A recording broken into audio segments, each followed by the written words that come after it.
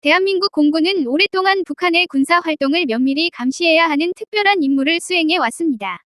이러한 임무를 위해 도입된 항공기 중 하나가 바로 RC-800 정찰기입니다.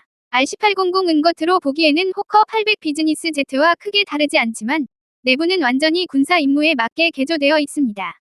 이 작은 항공기는 대한민국의 하늘을 지키는 보이지 않는 눈과 귀 역할을 하고 있습니다. RC-800은 1990년대에 도입되었으며 당시 대한민국은 북한의 미사일 개발, 핵실험, 그리고 각종 군사적 움직임에 대한 실시간 정보가 절실히 필요했습니다. 특히 한반도는 세계에서 가장 군사적으로 긴장이 높은 지역 중 하나로 작은 변화 하나가 곧 위기로 이어질 수 있습니다. 따라서 정밀하고 신뢰성 있는 감시 자산이 반드시 필요했습니다. RC-800은 이러한 요구에 따라 태어났습니다.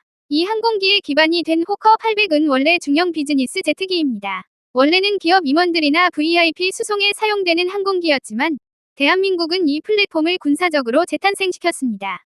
동체는 크지 않지만 장거리 비행이 가능하고 안정적인 성능을 갖추고 있었기 때문에 정찰기로 변환하기에 적합했습니다.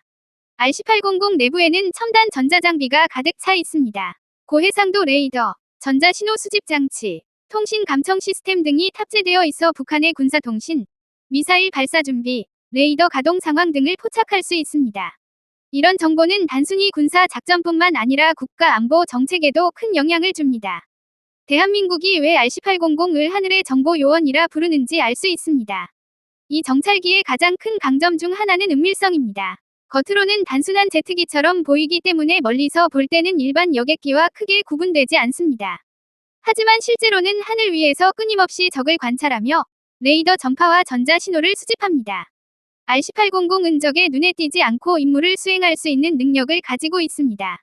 RC-800은 단순히 감시만 하는 것이 아니라 때로는 전자전을 수행할 수도 있습니다.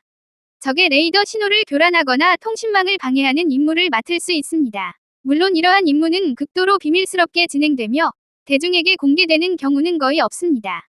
그러나 전문가들은 RC-800이 대한민국의 전자전 능력을 뒷받침하는 중요한 자산이라고 평가합니다. 대한민국 공군은 RC-800을 주로 북한 지역에 대한 정찰에 활용합니다. 예를 들어 북한이 미사일 시험을 준비할 때 RC-800은 발사 기지 주변의 전자 신호를 감지할 수 있습니다.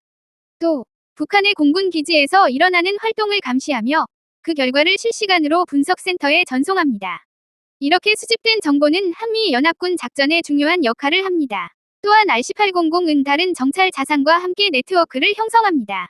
예를 들어 P-3C 해상 초계기, 글로벌호크 고고도 무인 정찰기와 함께 작전하면